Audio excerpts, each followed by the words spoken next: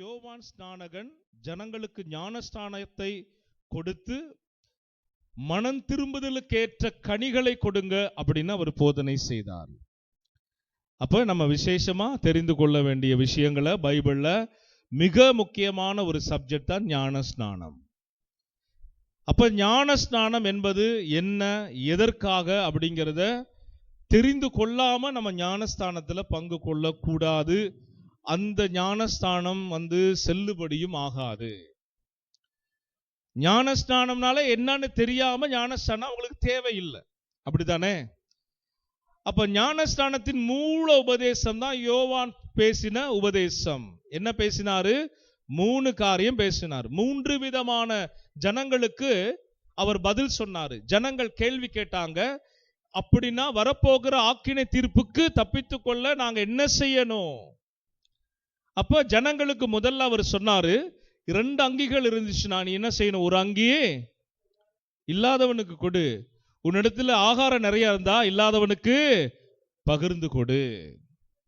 அடுத்தது கேட்கிறாங்க, tax collector இல்லையா, அவங்க சிலர் கேட்கிறாங்க கேள்வி, நாங்களும் அந்த ஆக்கினை தீர்ப்புக்கு தப்பித்துக்கொள்ள என்ன செய்யணும்? உங்களுக்கு கட்டளையிடப்பட்டதை தவிர மீறி நீங்க என்ன செய்யாதீங்க, எதையும் வாங்காதீங்க. அதாவது லஞ்ச பணம் வாங்காதீங்க, பரிதானம் வாங்காதீங்க, ஜனங்களை ஒடுக்காதீங்க.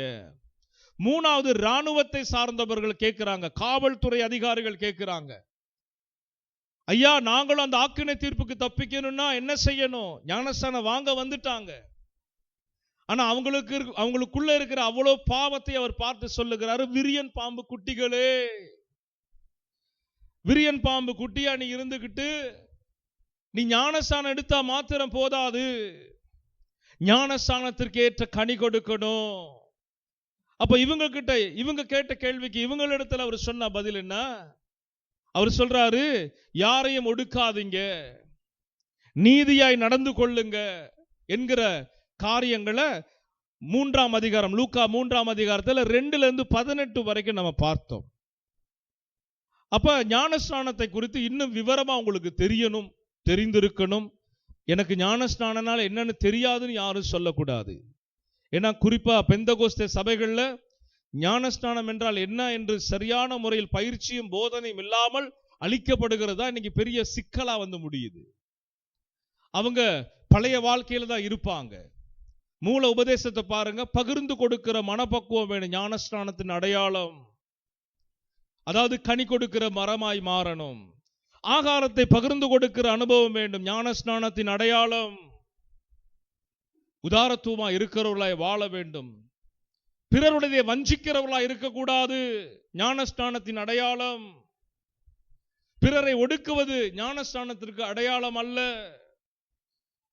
பிறரிடத்திலே நாம் எதையாகிலும் பரிதானம் வாங்குவது, பிறனுடையதை ஆசைப்பட்டு இச்சிப்பது 10 கட்டளைகளை மீறுகிற அனுபவம், அப்படிப்பட்டவர்கள் அல்ல ஞானஸ்நானத்துக்கு தகுதி உள்ளவர்கள். சிலர் ஞானஸ்நானம் பெற்றும் அப்படித்தான் இருக்கிறாங்க. ஆண்டவர் சொல்லுகிறார் வார்த்தையின்படி, கோடாரியானது எங்க வைக்கப்பட்டிருக்குது? வேர் அருகே வைக்கப்பட்டிருக்குது. நல்ல கனி கொடாத மரத்தை எல்லாம் வெட்டி எங்க போடணுமா? நரக பாதாளம், எரிகிற அக்னி. ரொம்ப கவனமா இருக்கணும். போனதுமே ஞானஸ்தானம், அப்புறம் ஒரு கம்யூன், அவங்களுக்கு என்ன தலையும் தெரியாது வாழும் தெரியாது. ஒரே ஒரு வசனத்தை வச்சுக்கிட்டு என்ன செய்யறாங்கன்னா, அறியாம நிறைய சபைகள்ல செயல்படுகிறத பார்க்க முடியுது. நம்முடைய திருச்சபை அப்படிப்பட்ட திருச்சபை அல்ல. எல்லாவற்றையும் தெளிவுபட பேசி உங்களுக்கு போதிக்கிற சபை. ஆமென் சொல்லுவோமே. அப்ப ஞானஸ்நானத்தின் சாராம்சம் 10 கட்டளைகளை கை கொள்ளணும். இதே விஷயத்தை இயேசு கிட்ட ஜனங்கள் கேட்ட போது ஆண்டவர் அதை தான் சொன்னார், 10 கட்டளைகளை கற்பனைகளை கை கொள்ளு. 10 கட்டளைகளை என்ன சொல்லிருக்குன்னு சொன்னா, பிறனை நீ எதிர்க்காத, விரோதிக்காத, அவனுக்கு துரோகம் செய்யாத, அவரை அன்றி வேறு தேவர்களை வணங்காத, நமஸ்கரிக்காத, ஓவியங்கள் வரைபடங்களை நம்பாத. அழகா பேசி இருக்கிறாரு. அப்ப இயேசு அதை தான் சொல்லிட்டு சொல்றாரு. கடைசியா புதிய ஏற்பாட்டுடைய பிரமாணத்தை 10 கட்டளைகள் அப்படியே மாற்றி அவர் சொல்றாரு, உன்னை போல பிறனை நேசி. 10 கட்டளைகளை கற்பனைகளை கை கொள்ளுகிறவர்கள் கண்டிப்பா பிறனை நேசிப்பாங்க. பிறனுக்கு தீங்கு செய்யாதவங்க கற்பனையை கை கொள்றாங்க, அவ்வளவுதான். பிறனுக்கு நல்லது செய்ய நினைக்கிறவங்க கற்பனைகளை கை கொள்றாங்க, அவ்வளவுதான். பரலோகம் அவங்களுக்கு நிச்சயம். இப்ப இயேசு அது புதுவிதமா புதிய ஏற்பாட்டுல சொல்லிக் கொடுக்கிறாரு. என்ன சொல்லிக் கொடுக்கிறாரு? உன்னை போல, அப்படின்னா நீங்க அவனை கொலை செய்ய மாட்டீங்க, அவனுக்கு உண்டானது அபகரிக்க மாட்டீங்க, இச்சிக்க மாட்டீங்க, அப்படிப்பட்டவங்களுக்கு தான் பரலோகம் அப்படின்னு சொல்லி இயேசு வேற மாதிரி போதிச்சார். ரெண்டுமே ஒண்ணுதான். 10 கற்பனைகளை கை கொள்வது ஒண்ணு, இல்ல இயேசு சொன்ன பிறனை நேசிப்பது ஒண்ணு. இயேசுவை தெய்வமா பிதா குமாரன் பரிசுத்த ஆவியானவர் அங்கீகரித்துட்டு பிறனை நேசிக்கிறவங்களா வாழ்ந்துட்டீங்கன்னா பழைய ஏற்பாடை நீங்க கை கொள்றீங்கன்னு அர்த்தம். 10 கட்டளைகளை இயேசு சொன்னபடியே நீங்க இவைகளை செய்ய ஆரம்பிச்சுட்டா புதிய ஏற்பாடு படி அவர் சொன்னதை நீங்க நிறைவேற்றுகிறது அர்த்தம். இவர்கள் யாரு? இவைகளை கை கொள்ள விரும்புகிறவர்கள் தான் ஞான ஸ்நானத்தில் பங்கு கொள்ள வேண்டும். சும்மா ஒரு பெயருக்காக கொடுப்பதல்ல ஞான ஸ்நானம், ஏதோ ஒரு காரியத்தை சாதிப்பதற்காக அல்ல ஞான ஸ்நானம். அதாவது ஞானம் பெற்றவுடன் எடுக்கிற ஸ்நானம் தான் ஞான ஸ்நானம். சொல்லுங்க, ஞானம் பெற்றவுடன் எடுப்பதுதான் ஸ்நானம். ஸ்நானம், ஸ்நானம்னா குளிக்கிறது. ஐயருங்க வார்த்தையில தான், அவங்களுடைய லாங்குவேஜில் தான் மொழிபெயர்க்கப்பட்டதுனால நிறைய பார்த்தீங்கன்னா அவங்களுடைய வார்த்தைகள் அதிகமாக வரும். ஸ்நானம் என்பது குளிக்கிறது, மூழ்குவது, தண்ணீரில் மூழ்குவது, ஸ்நானம் பண்ணுவது. அப்போ இந்த தண்ணீரில் நீங்க மூழ்கிறதற்கு அடையாளம் நிறைய காரியங்கள் வேதத்தில் இருக்கு, சொல்லப்பட்டு இருக்குது. ஆண்டவர் சொன்ன வார்த்தைக்கும் பைபிள் அர்த்தம் இருக்குது. யோவான் கொடுத்த ஸ்நானத்திற்கும் பைபிள் அர்த்தம் இருக்குது. அப்ப ஞான ஸ்நானம் என்றால் என்னங்கிறது நீங்க தெரிந்து கொண்டு எடுத்தீங்கன்னா யோவான் சொன்னது போலவே நீங்க கனி கொடுக்கிற மரமா இருப்பீங்க. உங்க வேறருக கோடாரி வைக்கப்படாது. நீங்க கர்த்தருக்கு உட்படுவீங்க, தேவனோடு நடக்க ஆரம்பிச்சிருவீங்க. அல்லேலூயா சொல்லுவோமா? இதை குறித்து முதல் வசனம் ரோமர் 6:3 வாசிக்கலாம். ரோமர் 6ஆம் அதிகாரத்துல 3ஆம் வசனத்தை நம்ம வாசிக்கும் போது அதுல ஒரு விஷயத்தை நம்ம முதலாவது தெரிந்து கொள்வோம். அதுக்கு அப்புறம் யோவான் 3ஆம் அதிகாரம் 3ஆம் வசனத்தை வாசித்து அதனுடைய ஆழங்களை நம்ம பார்க்க ஆரம்பிக்கலாம். கிறிஸ்து இயேசுவுக்குள்ளாக ஞானஸ்நானம் பெற்ற நாம் அனைவரும் அவருடைய மரணத்திற்குள்ளாக ஞானஸ்நானம் பெற்றதை அறியாமல் இருக்கிறீர்களா? இது ஞானஸ்தானம் பெற்றவர்களுக்கு வேதத்தில் உள்ள வார்த்தை. கவனிக்கணும். ஞானஸ்தானத்தை பெற்று சபையில வாழ்ந்து கொண்டிருக்கிற ஜனங்களுக்கு பைபிள் சொல்லுகிற ஒரு விஷயத்தை நான் முதல்ல உங்களுக்கு எடுத்து வைக்கிறேன். நான் ஞானஸ்தானம் பெற்றனே, நான் ரட்சிக்கப்பட்டனே. நீங்க ஞானஸ்தானம் பெற்றது நல்லது, நீங்கள் ரட்சிக்கப்பட்டது நல்லது. அந்த எடுத்த ஞானஸ்தானத்தின் அடையாளம் என்ன அப்படின்னு நீங்க பார்க்கும்போது, இப்ப நீங்க ஞானஸ்தானம் பெற்று 20 வருஷம் இருக்கலாம், 30 வருஷம் இருக்கலாம், 50 வருஷம் இருக்கலாம், இல்ல சிறு வயதிலே நீங்க எடுத்திருக்கலாம். ஞானஸ்தானத்தின் முதல் கர்த்தருடைய வசனத்தில் உள்ள உண்மை என்ன அப்படின்னு சொல்லி பார்த்தா, மறுபடியும் ரோமர் 3:6 வாசிங்க, சீக்கிரம் வாசிங்க, நல்லா கவனிங்க. கிறிஸ்து இயேசுவுக்குள் ஞானஸ்நானம் பெற்ற நாம் அனைவரும் அவருடைய மரணத்துக்குள்ளாக. இப்ப சொல்லுங்க, யாருடைய மரணத்துக்குள்ளாக? இயேசுவுடைய மரணத்திற்குள்ளாக ஞானஸ்நானம் பெற்றதை என்ன பெற்றிருக்கிறோம்? நீங்க தண்ணில தான் ஞானஸ்தானம் எடுத்தீங்க, ஆனா அந்த ஞானஸ்தானத்தை யாருக்குள்ள எடுக்கிறீங்க? இயேசுவுடைய மரணத்திற்குள்ள. இயேசு இப்ப சொல்லுங்க, எதற்காக மரித்தாரு? பாவங்களுக்காக மரித்தார். சொல்லுங்க, எதற்காக மரித்தாரு? நம்முடைய பாவங்கள் அக்கிரமங்களுக்காகத்தான் இயேசு மரித்தார். அவரு பாவம் செய்யல, அவரு பாவியும் இல்ல, அவர்கிட்ட எல்லளவு பாவமும் இல்ல. ஆனா இந்த பூமிக்கு மனித அவதாரத்துல மனிதனுடைய இந்த சரீரத்தோடு அவர் வந்து என்ன செய்யணும்னு தேவ தீர்மானமோ அதை நிறைவேற்றும்படிதான் மனுஷனா வாழ்ந்தாரு. கடவுள் தன்மைய எல்லாவற்றையும் அவர் வைத்துவிட்டு அந்த மகிமைகள் எல்லாம் வச்சுட்டு தேவகுமாரனாக பூமியில வாழ்ந்து மரித்தாரு. மரணத்திற்கு காரணம் என்னன்னு சொல்லி நம்ம பைபிள்ல பார்த்தா, நம்முடைய பாவங்களுக்காக, நம்முடைய மீறுதல்களுக்காக, நம்முடைய அக்கிரமங்களுக்காக அவர் அடிக்கப்பட்டு நொறுக்கப்பட்டார். வசனம் சொல்லுது. அப்போ அவருடைய மரணத்திற்குள்ள ஒரு ஸ்நானம். கவனிக்கணும். ஞானஸ்நானம் நீங்க ஒப்பு கொடுக்கும் போது நீங்க எங்க போய் நிக்கிறீங்கன்னா, கிறிஸ்து பாவங்களுக்காக மரித்தது போல இனி நான் வாழுகிற வாழ்க்கை அப்படிப்பட்டதாய் பாவ வாழ்க்கையா இருக்காதபடி, இயேசு மரணத்திலே பாவத்தை அவர் ஒப்பு கொடுத்தது போல, பாவிகளுக்காக அவர் மரணத்திற்குள் சென்றது போல, என்மேல் சுமத்தப்பட்டிருக்கிற பாவ சாபங்கள், என்னுடைய முன்னோர்கள் செய்த அக்கிரமங்கள் நிமித்தமாய் தொடருகிற சாபங்கள் எல்லாவற்றையும் நான் எங்க அடக்கம் பண்ணுகிறேன்? இயேசு கிறிஸ்துவுடைய மரணத்திற்குள்ளாக நான் என்ன செய்றேன்? அவைகளை அடக்கம் செய்கிறேன் என்ற அர்த்தம் தான் ஞானஸ்நானம். அல்லேலூயா சொல்லுங்க. ஞானஸ்நானத்தை எடுத்ததுக்கு பிறகு நீங்க புது மனுஷன், ஒரு புது மனுஷி. உங்க கணக்குல இருந்த அத்தனை குற்றங்களும், உங்க கணக்குல இருந்த அவ்வளவு பாவங்களும், உங்க கணக்குல இருந்த அத்தனை சாபங்களையும் இயேசு இரத்தத்தால் என்ன செய்திருவாரு? கழுவி சுத்திகரிச்சிருவாரு. நம்புறீங்களா?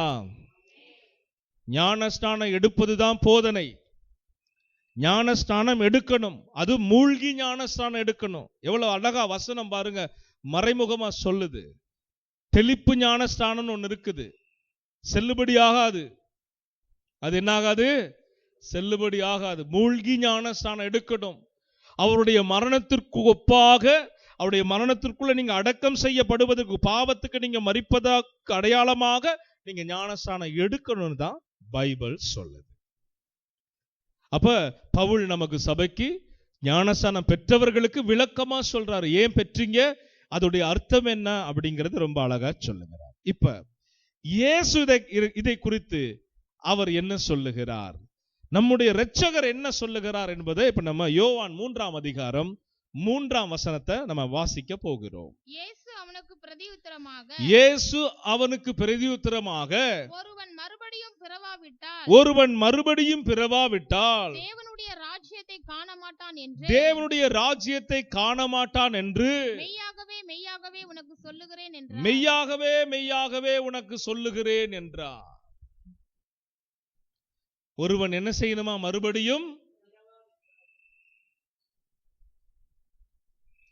இங்கதான் சபை புரிந்து கொள்ளுதல்ல நிறைய தப்பு செய்யுது. இந்த இடத்துல இந்த வசனத்தை வச்சுதான் ஒருவன் ஆவியினாலும் ஜலத்தினாலும் பிறவாவிட்டால் பரலோக ராஜ்யத்திற்குள், அந்த வசனத்துல மேல கீழே எல்லாமே நான் சொன்ன விஷயம் இருக்கா? சேர்த்து வாசிங்க. ஒருவன் மறுபடியும் பிறவாவிட்டால் தேவனுடைய ராஜ்யத்தை காண மாட்டான் என்று மெய்யாகவே உனக்கு சொல்லுகிறேன். அதுக்கு மே வசனம் என்ன சொல்லுது?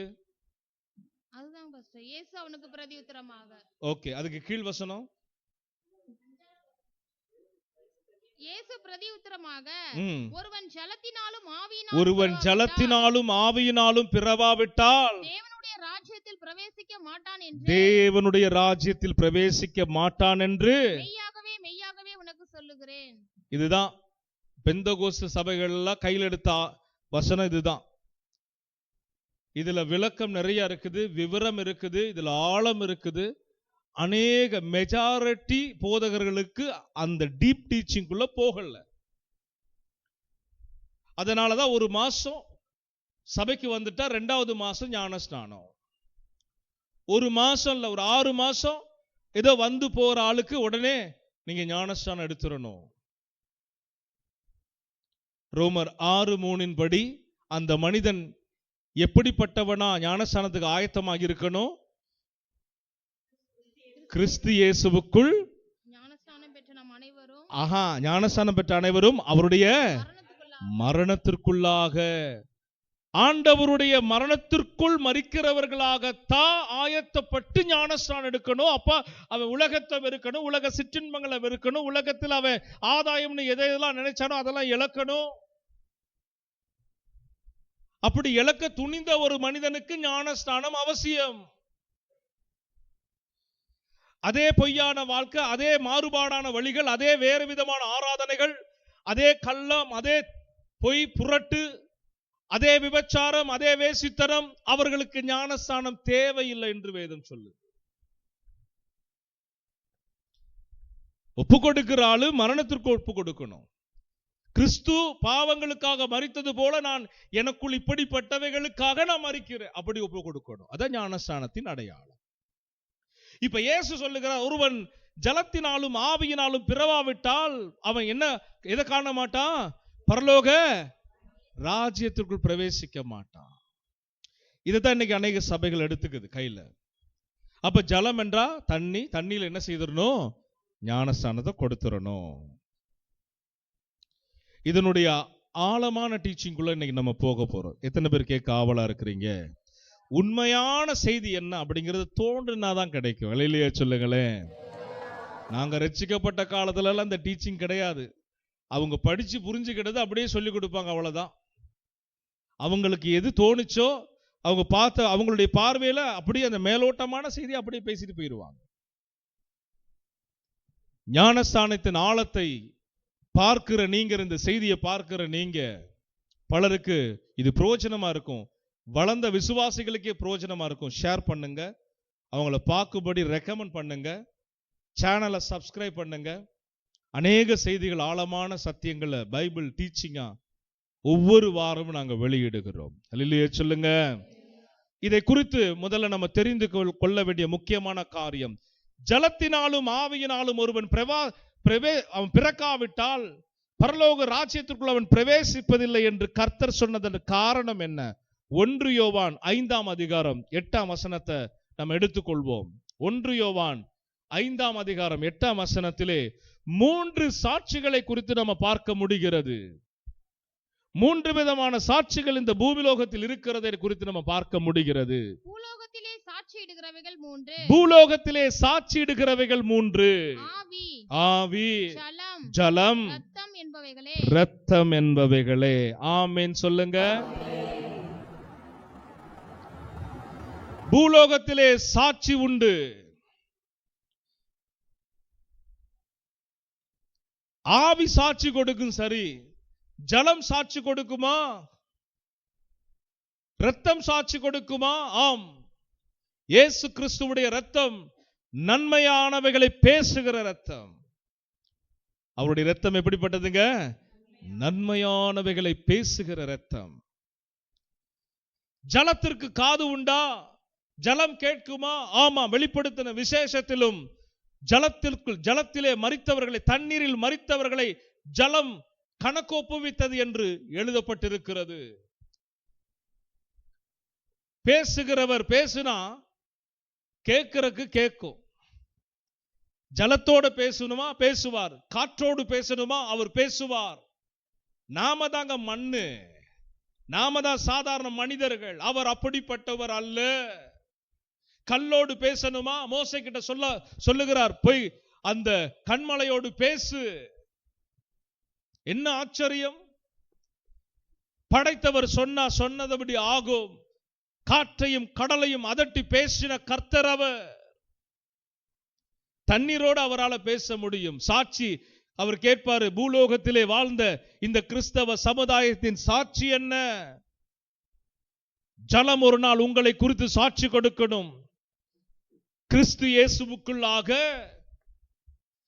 இயேசுவுக்குள்ளாக இந்த மனிதன் சகல பாவங்களை விட்டுவிட்டு மனம் திரும்புதலோடு ஜலமாகிய என்னிடத்திலே வந்து அவன் மூழ்கி ஞானஸ்நானம் பெற்றான் என்று யார் சாட்சி கொடுக்கணும்? ஜலம் சாட்சி கொடுக்கணும். ஜலம் சாட்சி கொடுக்கும் போது உங்களுக்குள் இருக்கிற ஆவி, ஆண்டவர் அடுத்ததா கேட்பாரு ஆவியை பார்த்து, உண்மையா இப்படி ஒரு ஞானஸ்தானத்திற்குள் அவன் பிரவேசித்தானா? அல்லது போதகருடைய பேச்சை கேட்டு தண்ணீரில் அவனை போட்டு முக்கி எடுத்தார்களா? கர்த்தர் கேட்பாரு. அல்லேலூயா சொல்லுங்க. 3 காரியருக்கு சாட்சி. மூன்றாவதாக, அவர் சிந்தின விலையேற பெற்ற இரத்தம். அவர் சிந்தின விலையேற பெற்ற இரத்தத்திடத்திலே அவர் விசாரிப்பார். சொல், நன்மையானவைகளை பேசுகிற என்னுடைய இரத்தம் பேசட்டும். இந்த சமுதாயம், இந்த கிறிஸ்தவ சமுதாயம் உலகம் முழுவதிலும் இவர்களில் எத்தனை பேர் தங்களை பாவத்திற்கு, மரணத்திற்கு ஒப்பாக அடக்கம் பண்ணினார்கள்? சொல். இரத்தம் பேசும். ஆண்டவராக இயேசு கிறிஸ்துவுடைய இரத்தம் பேசும். ஆம், உம்முடைய இரத்தத்தினால் அவர்கள் கழுவப்படும் போது அவர்கள் கரை திரை அற்றவர்களாக அவர்களை நான் கண்டேன். எனவே அவர்களை உம்முடைய இரத்தத்தினால் கழுவ, அவர்களுக்கு நான் மறுவாழ்வை தர, அவருடைய பாவங்களை நான் கழுவினேன் என்று இரத்தம் சாட்சி கொடுக்கும். அப்ப ஜலத்துல பிறக்கிற அனுபவம் பாவத்திற்கு மறித்து எடுக்கிற ஸ்நானத்தின் அடையாளம். ஞான ஸ்நானம் எடுத்ததுக்கு பிறகு உலக வாழ்க்கைக்குள்ள நீங்க போவீங்கன்னா நீங்க எடுத்த ஜலம் உங்களுக்கு விரோதமாய் ஒரு நாள் பேசும். நீங்க எந்த ஜலத்துல மூழ்கி ஞானஸ்நானம் பெற்றீர்களோ அந்த ஜலம் சொல்லும், முழுமையாய் இவன் மறிக்காமல், முழுமையாய் பாவத்தை இவன் விடாமல் எனக்குள்ளே வந்து ஞானஸ்நானம் பெற்றது உண்மை, இவனிடத்தில் இவைகள் உண்டு என்று சாட்சி சொல்லும். எச்சரிக்கை. ஞானஸ்நானம் விளையாட்டு கிடையாது. இதை சொல்லுகிற ஊழியக்காரன் தான் தேவை. யோவானை போல பிரசங்கியார்கள் தேவை. ஆட்களை பிடிச்சு சபைக்குள்ள வைக்கிறது இல்ல ஊழியம். சகோதரனே, சகோதரியே, தேவனுடைய ராஜ்யத்திற்குள் ஆத்துமாக்களை சேகரிப்பது தான் ஊழியம். அப்ப இந்த 3 காரியங்கள் சாட்சியா நிற்கும். ஜலத்துக்கிட்ட ஆண்டவர் விசாரிப்பாரு, நமக்குள்ள இருக்கிற அவருடைய ஆவியில விசாரிப்பாரு. அதே காரியத்தை தன்னுடைய இரத்தத்திடத்துல விசாரிப்பார். இவன் எப்படிப்பட்டவன், இவள் எப்படிப்பட்டவள். ஞானஸ்நானம் எடுக்கிறவங்க இந்த அளவுக்கு ஆயத்தமாகித்தான் ஞானஸ்நானம் எடுக்கணும். இல்லைன்னா நீங்க ஞானஸ்நானம் எடுப்பீங்க, பிரயோஜனமற்ற ஒரு வாழ்க்கைய வாழ்ந்து கொண்டிருப்பீங்க. ஒரு பிரயோஜனமும் இருக்காது. பிறருக்கும் பிரயோஜனம், கனியும் கொடுக்க மாட்டீங்க. சுயநல வாழ்க்கை இருக்கும். ரொம்ப கர்த்தருக்கு மாறுபாடான காரியங்களை பைபிள்ல ஆண்டவர் சொன்னதுக்கு விரோதமா தான் நீங்க இருப்பீங்க, வாழ்வீங்க. அவருடைய அன்புல நீங்க பயணிக்க முடியாது. மூழ்கி ஞானஸ்நானம் பெற்ற இன்னைக்கு அநேகரை எங்களால பார்க்க முடியுது. தேவ அன்பு இல்லாதவர்களாக, சுயப்பிரியர்களாக, சுயநலவாதிகளாக, இன்னும் பலவித பாவங்கள் அகப்பட்டவர்களாக அவர்களை பார்க்க முடிகிறது. எச்சரிக்கை. ஞானஸ்நானம் எடுத்தா தான் பரலோக ராஜ்யத்திற்குள்ள போக முடியும் என்ற சொல்லுக்கு என்ன அர்த்தம் என்பதை உங்களுக்கு விவரமாக நான் எடுத்துரைக்கிறேன். ஒரு ஆமென் சொல்லுவோமா? அல்லேலூயா சொல்லுவோமா? இன்னொரு 3 காரியம் இருக்குது. பரலோகத்தில் சாட்சியிடுகிறவைகள். அதே 1 யோவான் 5:7, அதே அதிகாரத்துல 1 யோவான் 5:7 வாசிக்க கேட்கலாம். பரலோகத்திலே சாட்சியிடுகிறவர்கள் 3. பரலோகத்தில் இருந்து உங்களை பார்க்கிறவர்கள் 3 இருக்கிறாங்க. பரலோகத்தில் இருந்து உங்களுக்கு சாட்சி கொடுக்கும்படி 3 இருக்கிறாங்க. வாசிக்கலாமா? யார் யார் என்று? பிதா, வார்த்தை, பரிசுத்த ஆவி என்பவர்களே. பரிசுத்த ஆவி என்பவர்களே. ஒரு அல்லேலூயா சொல்லுங்க. நீங்கள் ஞானஸ்தானம் பெற்று வாழுகிற பரிசுத்த வாழ்க்கைக்கு சாட்சியாக பரலோகத்தில் 3 பேர் இருக்கிறார்கள். பரலோக தேவனாகிய நம்முடைய பிதாவாகிய தேவன், மகிமையான தேவன், வல்லமையான தேவன், நீங்க எடுக்கிற மூழ்கி நீங்க பெறுகிற ஞானஸ்தானத்திற்கு பிதாவாகிய தேவன் சாட்சி. அடுத்ததாக யாரு சாட்சி? சொல்லுங்க. வார்த்தைனா யாரு? சத்தம் எத்தனை பேர் சொல்லுவீங்க? ஆதியிலே வார்த்தை இருந்தது, அந்த வார்த்தை தேவனோடு இருந்தது, அந்த வார்த்தை தேவனாயிருந்தது. யோவான் 1 அதிகாரத்தில் இயேசுவை குறித்து வார்த்தை என்று பேசப்பட்டிருக்கிறது. நீங்க மூழ்கி எடுக்கிற ஞானஸ்தானத்திற்கு சாட்சி பிதாவாகிய தேவன் சாட்சி, ஆண்டவராகிய இயேசு சாட்சி. இன்னொரு சாட்சி இருக்குது, வாசிங்க கேட்கலாம். பரிசுத்த ஆவி. வாசிங்க, மறுபடியும் வாசிங்க. பிதா, வார்த்தை, பரிசுத்த ஆவி என்பவர்களே. பரிசுத்த ஆவி என்பவர்களே. ஒரு ஆமென் சொல்லுவோமா? ஒரு அல்லேலூயா சொல்லுவோமா? யோசித்து பாருங்க. நீங்க கிறிஸ்துவுக்குள்ள ஒரு சிறு கடுகு நகத்தினாலும் சாட்சி இருக்கு உங்களுக்கு. பரலோக வாழ்க்கைக்குள்ள நீங்க போகும்போது அவங்க சாட்சி கொடுப்பாங்க. ஞானஸ்நானம் பெற்ற காலத்திலிருந்து என் மகன் உத்தமமும் உண்மையுமா என்னை பின்பற்றி வந்தான். என் மகள் எனக்கு உண்மையா இருந்தாள். உலகத்தை வெறுத்தாங்க, எனக்காக திறப்புல நின்னாங்க, எனக்காக ஊழியம் செய்தாங்க. இந்த 3 பேரும் சாட்சி கொடுப்பாங்க. ஒரு ஆமென் சொல்லுங்க, இல்லையே சொல்லுங்க. பழைய வாழ்க்கையின்படி அவங்க வாழல, பழைய எண்ணங்கள் அவங்களுக்குள்ள இல்ல. ஐயோ, எனக்காக தியாகமா அந்த பாவ உலகத்தில் தங்களுடைய இச்சைகளை எல்லாம், இச்சை அடக்கத்தோடும் பாவங்களை எல்லாம் மரணத்திற்கு ஒப்பு கொடுத்து, எனக்காக இந்த ஜனம் வாழ்ந்துச்சு, எனக்காக இந்த குடும்பம் வாழ்ந்துச்சுன்னு பரலோகத்தில் இருக்கிற 3 பேரு உங்களுக்காக எனக்காக சாட்சி கொடுப்பாங்க. ஹல்லேலூயா சொல்லுங்க.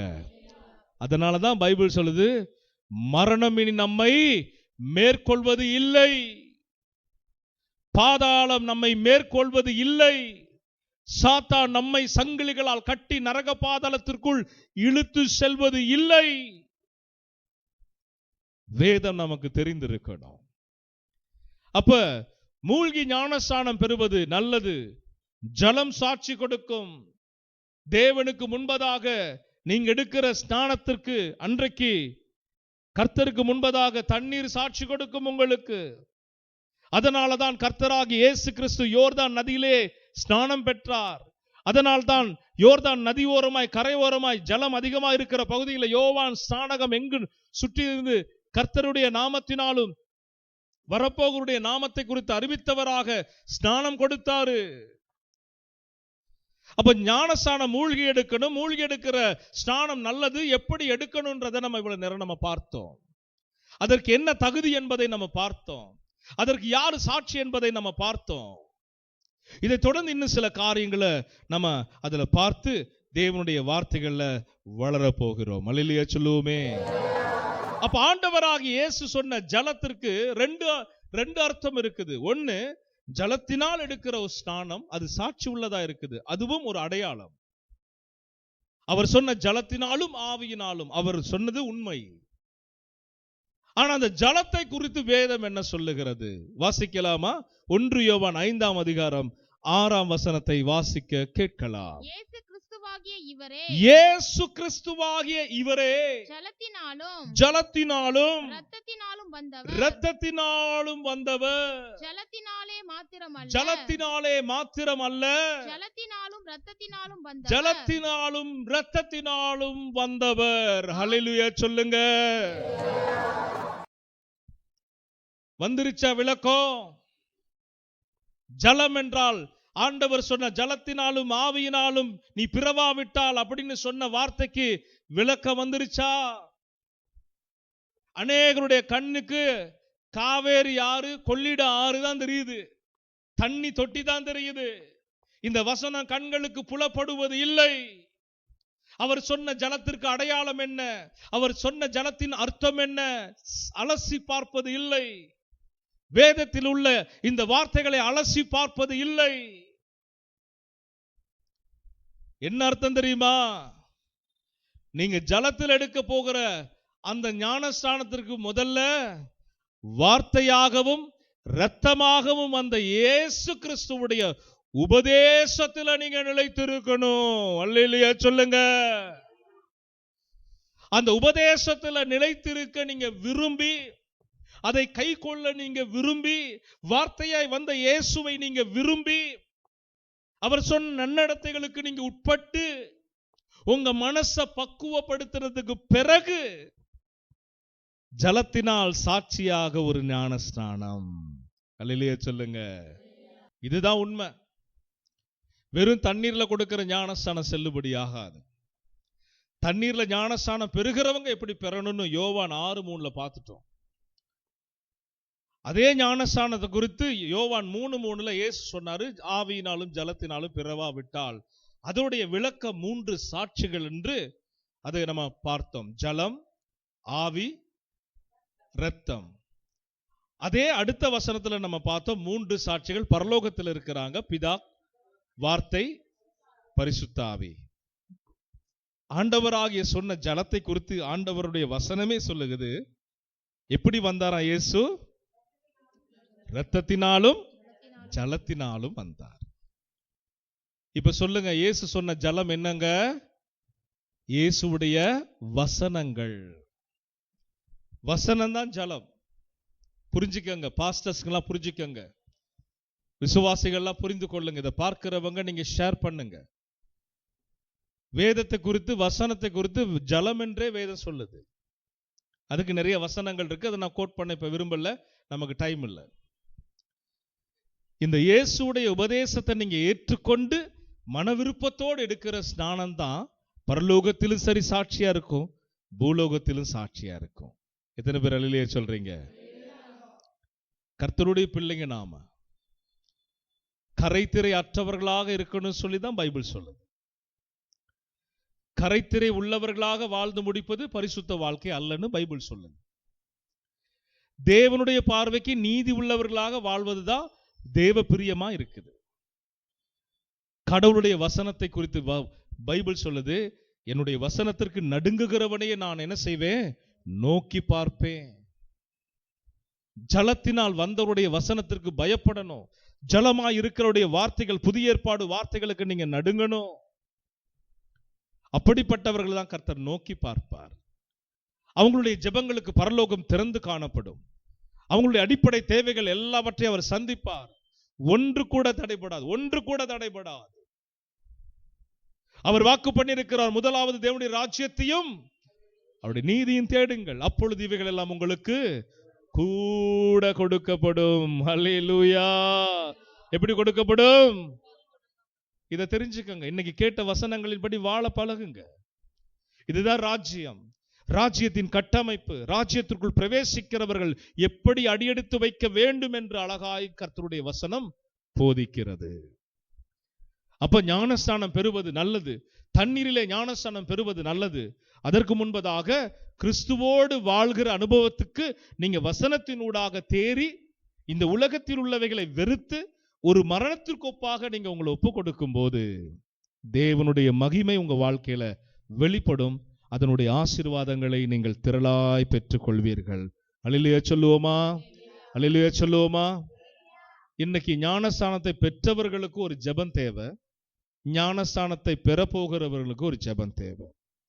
எத்தனை பேர் ஜெபிக்க என்னோடு இணைந்து ஜெபிக்க ஆவலா இருக்கிறீங்க? அடுத்த வாரமும் தேவனுடைய ஆவியில ஏவப்பட்டா ஞானஸ்தானத்தை குறித்து பேசுவேன். இல்ல வேற சப்ஜெக்ட்னு சொல்லி ஆண்டவர் என்ன லீட் பண்ணா நான் வேற சப்ஜெக்டுக்குள்ள போவேன். சரியா? இருக்கிற இடத்துல நம்ம அப்படி எழுந்து நிற்கலாமா? தேவ சமூகத்தில் அப்படி எழுந்து நிற்போம். நம்ம சீக்கிரமா ஜெபித்து முடிக்க போகிறோம். Thank you Lord Jesus, thank you Lord Jesus, thank you Lord Jesus. நன்றி ஆண்டவரே. ஞானஸ்தானம் பெற்றவர்கள், ஞானஸ்தானம் பெறப்போகிறவர்கள் எல்லோரும் என்னோடு கூட இணைந்து இந்த ஜெபத்தை நீங்க அறிக்கை ஜெபமாக ஜெபிக்கும்படி நான் அன்போடு கேட்டுக்கொள்ளுகிறேன். ஜெபிக்கிறீங்களா? சொல்லுங்க. இயேசுவே, என்னை மன்னித்து என்னுடைய அறியாமையினால் நான் செய்த பிழைகளை, குற்றங்களை, மீறுதல்களை மன்னியும் இயேசுவே. ஞானஸ்நானத்தின் வாழ்க்கை அமைப்பை குறித்து நான் அறியாதவனாக நான் எடுத்த ஞானஸ்தானத்திற்கு ஏற்ற சாட்சி உள்ள வாழ்க்கை வாழாதபடியினால் என் குற்றங்களை, என் குறைகளை கர்த்தர் மன்னிப்பீராக. உம்முடைய இரக்கங்களுக்கு முடிவு இல்லை என்று வேதம் சொல்லுகிறது. இரக்கத்திலே நீர் ஐஸ்வர்யமுள்ள தேவன். என் குற்றங்களை மன்னித்து, என் குறைகளை மன்னித்து என்னை ஏற்றுக்கொள்ளும் இயேசுவே. என் பாவங்களை, அக்கிரமங்களை, மீறுதல்களை மன்னித்து உம்முடைய இரத்தத்தினாலே என்னை கழுவும் இயேசுவே. அப்படியே நீர் செய்வதற்காக நன்றி. நான் அதை முழுமனதோடு விசுவாசிக்கிறேன். என்னை வெறுமையாக்குகிறேன், தாழ்த்துகிறேன். ஒப்பு கொடுக்கிறேன். இயேசுவின் நாமத்தில் வேண்டுகிறேன் பிதாவே. ஆமென், ஆமென். ஒரு அல்லேலூயா சொல்லுவோமா? அல்லேலூயா. மறுபடியும் ஒரு அல்லேலூயா சொல்லுவோமா? கர்த்தர் உன்னை ஆசீர்வதித்து உன்னை காக்க கடவர். கர்த்தர் தம்முடைய முகத்தை உன்மேல் பிரகாசிக்க பண்ணி உன்மேல் கிருபையாயிருக்க கடவர். கர்த்தர் தம்முடைய முகத்தை உன்மேல் பிரசன்னமாக்கி உனக்கு சமாதானத்தை கட்டளையிட கடவர். எல்லாரும் இணைந்து சொல்லுவோம்.